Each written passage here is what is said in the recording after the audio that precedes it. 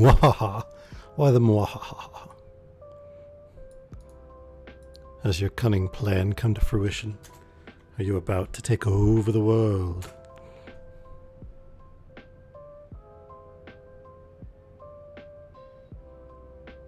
Yes? Cool. Alright. All hail Empress Gecko, ruler of the world. The one true queen.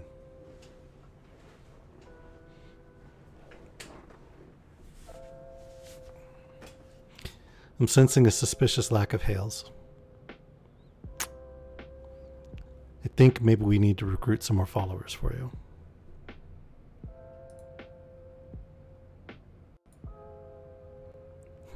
You can't hail yourself.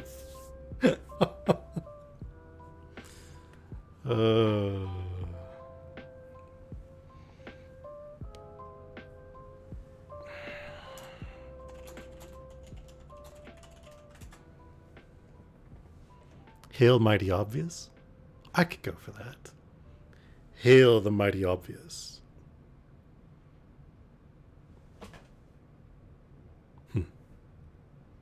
I don't know. Do I really have to be mighty? Bows down. What about sagacious or wise or, you know, hail obvious, the dorkiest of all? I could live with that title.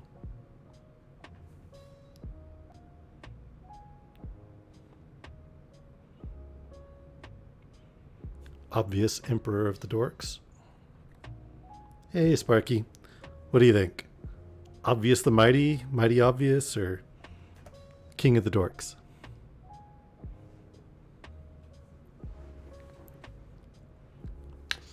Yeah, I'm feeling like it's a more livable title.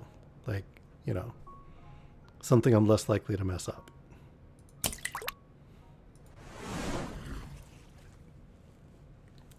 Oh, hoodie's already too warm. Haven't even drank tea yet.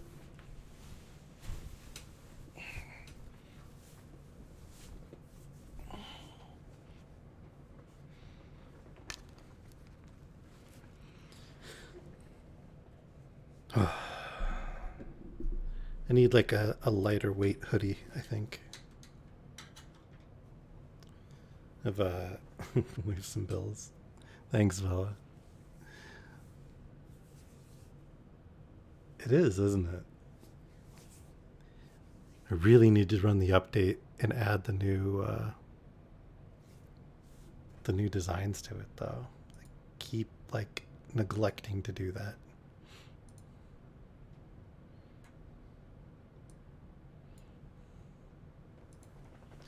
I don't know, I have kind of a interesting relationship with hoodies.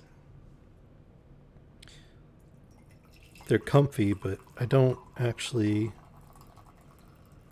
wear them usually because I'm cold or to like stay warm. I mean, I do wear them for that, but that's not the primary reason. Hey, little dude.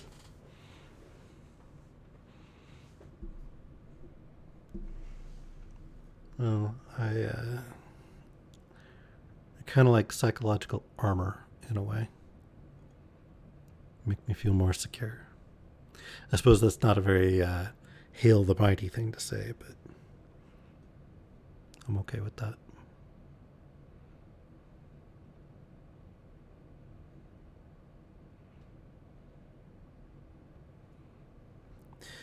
Some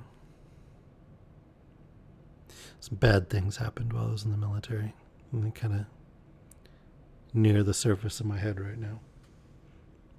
I'm not going to go into details, Vela, so little dude will be fine. But we're coming up on the anniversary, and it's what gave me PTSD and it's caused a lot of like ancillary problems in my life, like follow-on stuff. So I wear the hoodie to kind of armor myself for when I'm feeling exposed or vulnerable, which frankly doing the streams kind of does to me. That's not to say it's a bad thing. I need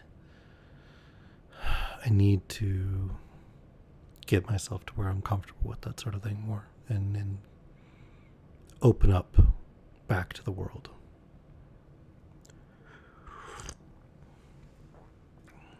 That's another aspect to why I started streaming it all. My therapist is oh so proud of me for it.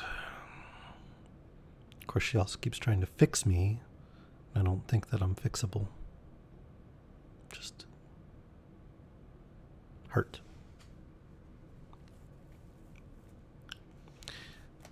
Anyway, it's almost the anniversary, so that kind of thing's on my mind and weighing on me a bit right now.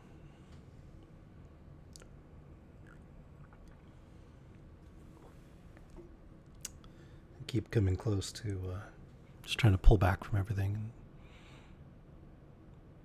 crawl into a cave and pull the rock in front of it and then not come out.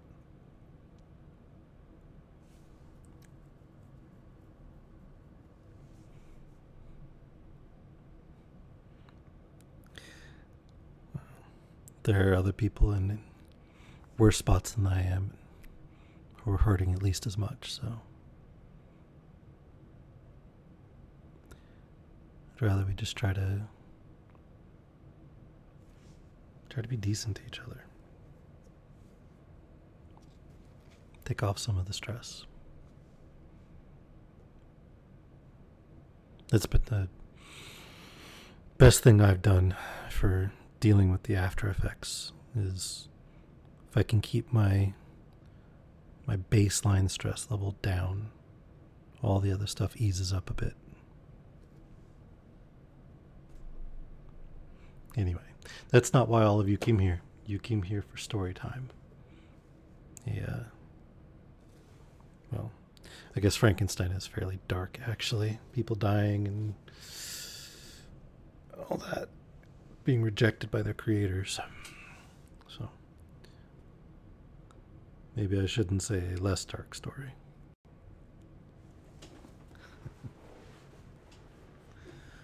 But the stories are the point. At least I hope they are. Let's read some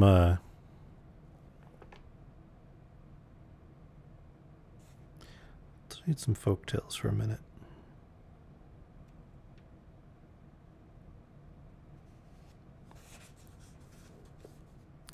All right.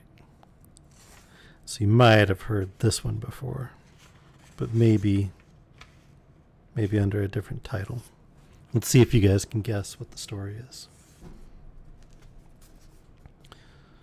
Once upon a time, there was a dear little girl who was loved by everyone who looked at her, but most of all by her grandmother, and there was nothing that she would not have given to the child. Once, she gave her a little cap of red velvet, which suited her so well that she would never wear anything else, so she was always called Little Red Cap. One day her mother said to her, "Come, Little Red Cap, here is a piece of cake and a bottle of wine. Take them to your grandmother. She is ill and weak, and they will do her good. Set out before it gets hot, and when you are going, walk nicely and quietly, and do not run off the path, or you may fall and break the bottle, and then your grandmother will get nothing. And when you go into her room, don't forget to say good morning, and don't peep into every corner before you do it."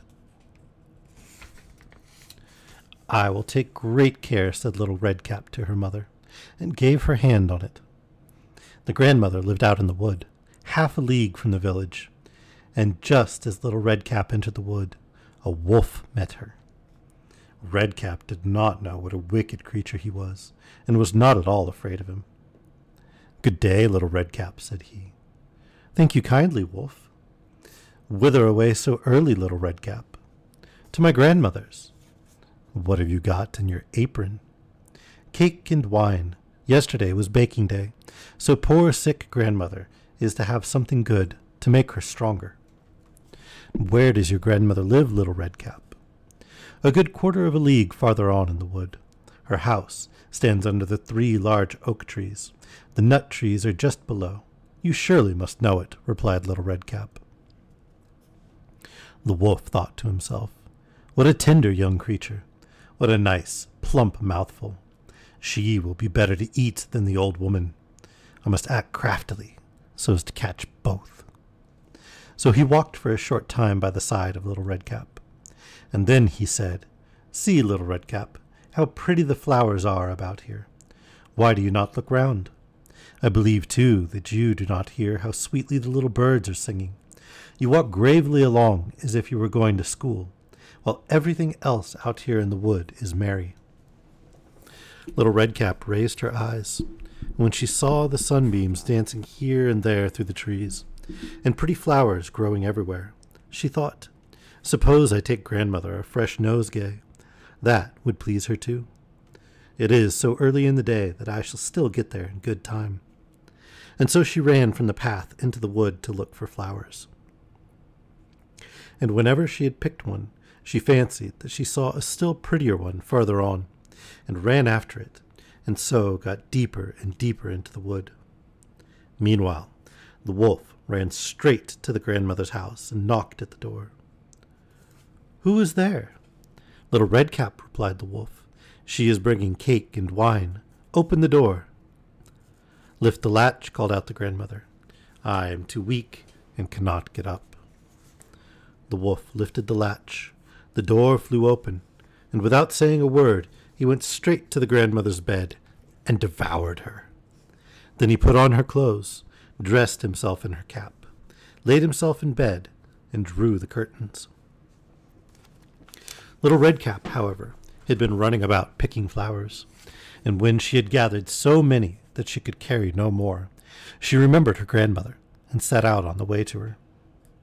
She was surprised to find the cottage door standing open, and when she went into the room, she had such a strange feeling that she said to herself, Oh dear, how uneasy I feel today, and at other times I like being with grandmother so much. She called out, Good morning, but received no answer. So she went to the bed and drew back the curtains. There her grandmother, with her cap pulled far over her face, and looking very strange. Oh, grandmother, she said, what big ears you have. The better to hear you with, my child, was the reply. But grandmother, what big eyes you have, she said. The better to see you with, my dear. But grandmother, what large hands you have. The better to hug you with. Oh, but grandmother, what a terrible big mouth you have. The better to eat you with. And scarcely had the wolf said this, than with one bound he was out of bed and swallowed up Redcap. When the wolf had appeased his appetite, he lay down again in the bed, fell asleep, and began to snore very loud. The huntsman was just passing the house, and thought to himself, How the old woman is snoring. I must just see if she wants anything. So he went into the room, and when he came to the bed, he saw that the wolf was lying in it. Do I find thee here, thou old sinner? Said he. I have long sought thee. Then, just as he was going to fire at him, it occurred to him that the wolf might have devoured the grandmother, and that she might still be saved. So he did not fire, but took a pair of scissors and began to cut open the stomach of the sleeping wolf.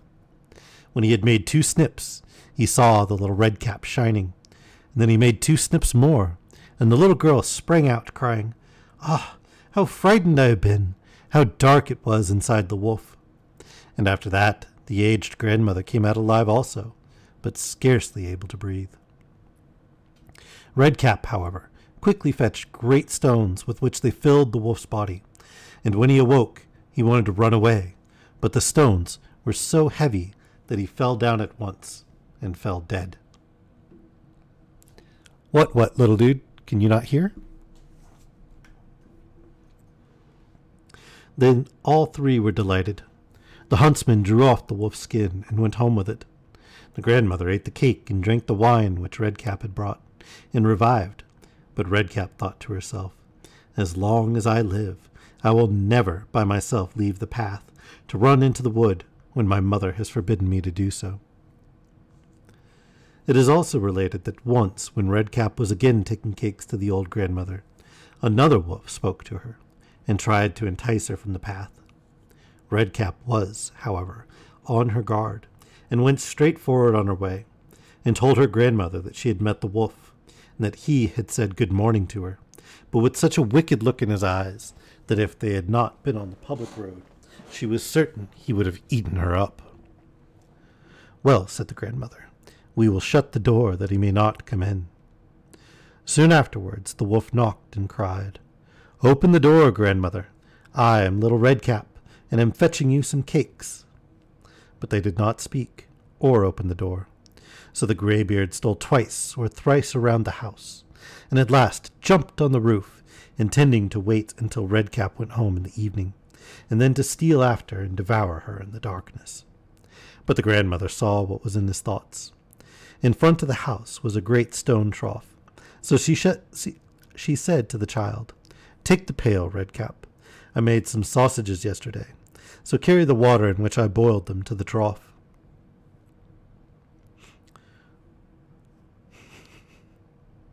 Redcap carried until the great trough was quite full.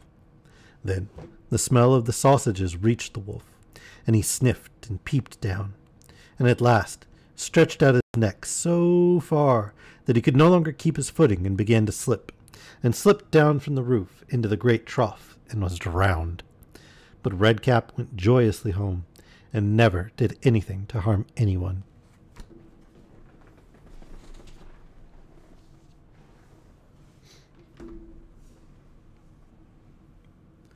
Is that a little different than the version you've heard, little dude?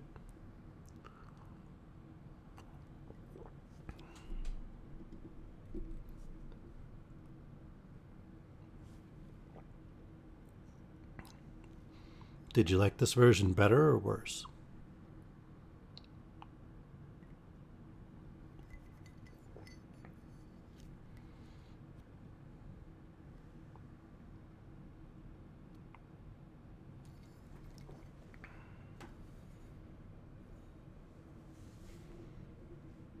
No yes? What does no yes mean? I don't understand. I'm totally confused here.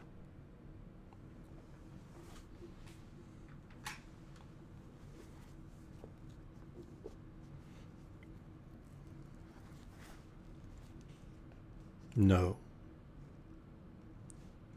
Vala, could you translate? I'm thoroughly confused.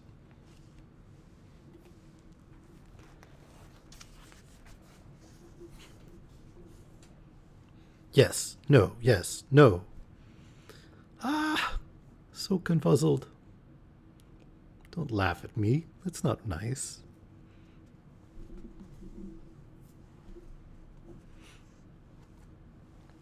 So we were reading Frankenstein. Welcome to your everyday. And the creature had accosted Frankenstein and demanded that he make him a companion, someone to live his days with, so that he need not be alone. And he promised to go far from the abode of any man and live a quiet life, if only Frankenstein granted his desire.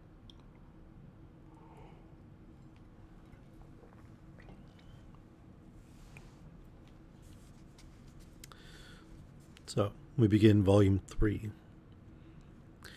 Day after day, week after week, passed away on my return to Geneva, and I could not collect the courage to recommence my work. I feared the vengeance of the disappointed fiend, yet I was unable to overcome my repugnance to the task which was enjoined me. I found that I could not compose a female without again devoting several months to profound study and laborious disquisition. I had heard of some discoveries having been made by an English philosopher, the knowledge of which was material to my success, and I sometimes thought of obtaining my father's consent to visit England for this purpose. But I clung to every pretense of delay, and could not resolve to interrupt my returning tranquillity. My health, which had hitherto declined, was now much restored, and my spirits, when unchecked by the memory of my unhappy promise, rose proportionably. My father saw this change with pleasure, and he turned his thoughts toward the best method of eradicating the remains of my melancholy, which every now and then would return by fits, and with a devouring blackness overcast the approaching sunshine. At these moments, I took refuge in the most perfect solitude. I passed whole days on the lake alone in a little boat, watching the clouds and listening to the rippling of the waves, silent and listless. But the fresh air and bright sun seldom failed to restore me to some degree of composure, and on my return I met the salutations of my friends with a readier smile and a more cheerful heart. It was after my return from one of these rambles that my father, calling me aside, addressed me thus: "I am happy to remark, my dear son, that you have resumed your former pleasures, and seem to be returning to yourself. And yet you are still unhappy, and still avoid our society. For some time I was lost in conjecture as to the cause of this, but yesterday an idea struck me, and if it is well founded, I conjure you to avow it. Reserve on such a point would be not only useless, but draw down treble misery on us all." I trembled violently at this exordium, and my father continued: "I confess, my son, that I have always looked forward to your marriage with your cousin as the tie of our domestic comfort, and the stay of my declining years. You were attached to each other from your earliest infancy. You studied together, and appeared in dispositions and tastes entirely suited to one another. But so blind is the experience of man, that what I conceived to be the best assistance to my plan may have entirely destroyed it. You, perhaps, regard her as your sister, without any wish that she might become your wife. Nay, you may have met with another whom you may love, and considering yourself as bound in honor to your cousin, this struggle may occasion the poignant misery which you appear to feel."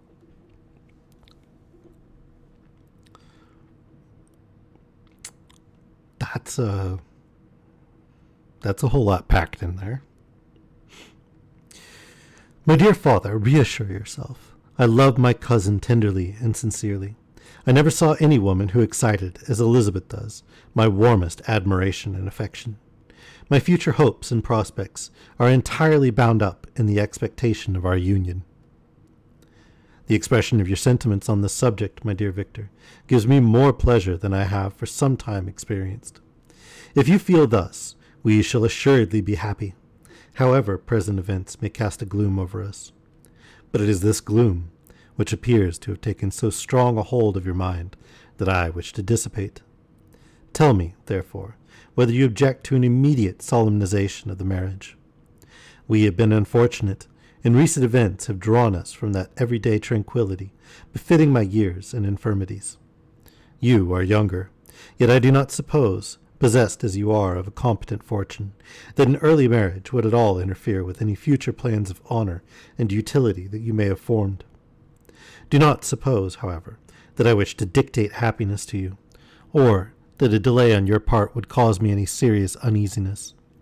Interpret my words with candor, and answer me, I conjure you, with confidence and sincerity."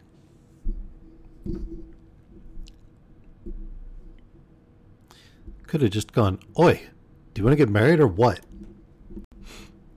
I listened to my father in silence, and remained for some time incapable of offering any reply. I revolved rapidly in my mind a multitude of thoughts, and endeavored to arrive at some conclusion. Alas!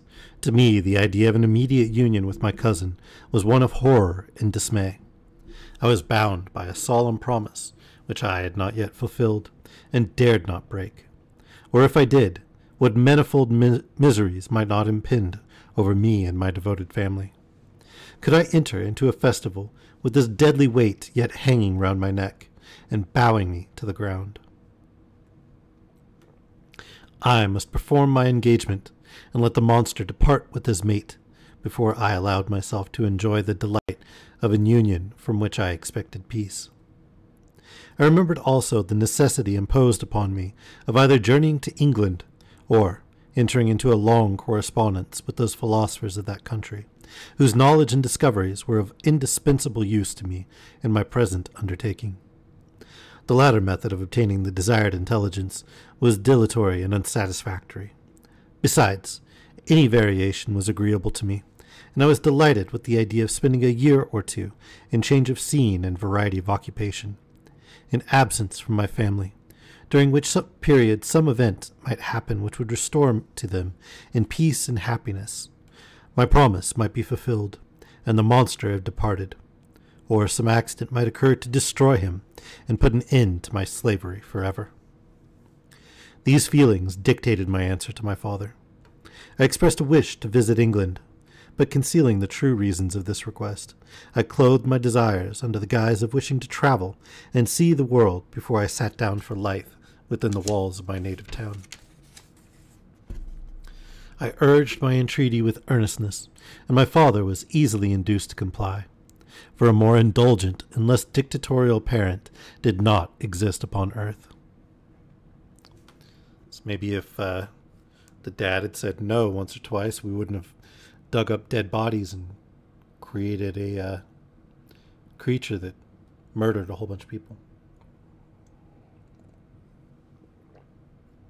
Or at least some people.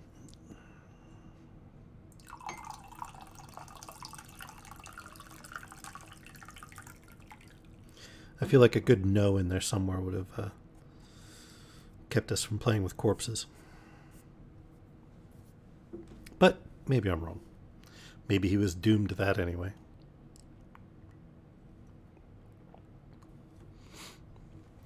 Cue up the song from Young Frankenstein of Destiny, Destiny, no escaping destiny.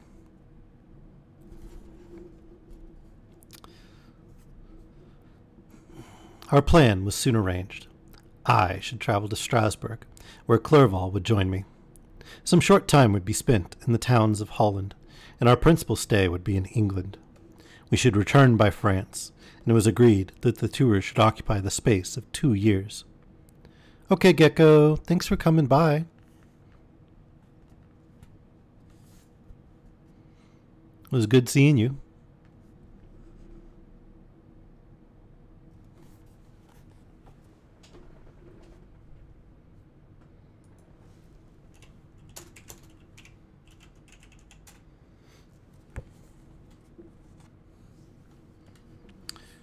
All right, where was I? My father pleased himself with the reflection that my union with Elizabeth should take place immediately on my return to Geneva. These 2 years, said he, will pass swiftly, and it will be the last delay that will oppose itself to your happiness. And indeed, I earnestly desire that period to arrive, when we shall all be united, and neither hopes or fears arise to disturb our domestic calm. I am content, I replied, with your arrangement. By that time, we shall both have become wiser, and I hope happier than we at present are. I sighed, but my father kindly forbore to question me further considering the cause of my dejection. He hoped that new scenes and the amusement of traveling would restore my tranquillity.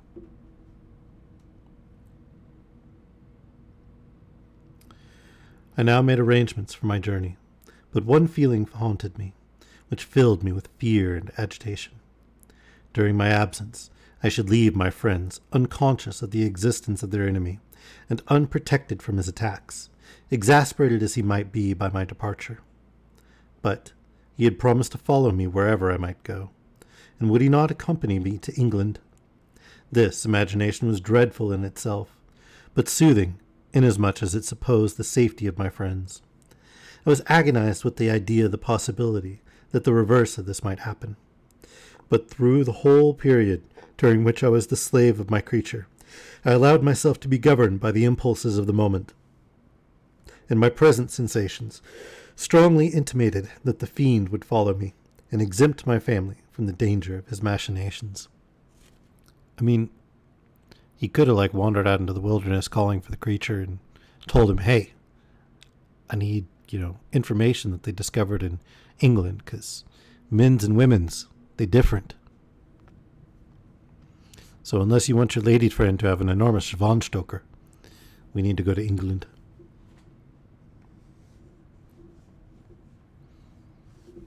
I don't know. Maybe the creature wants an enormous Von Stoker.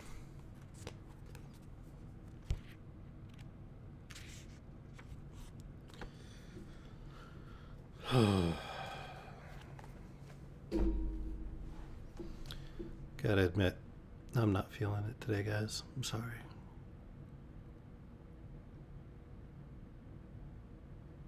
I think I'm gonna end the stream.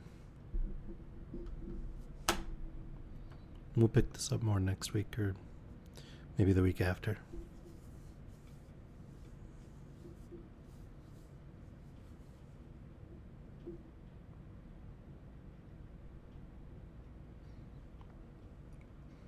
All right.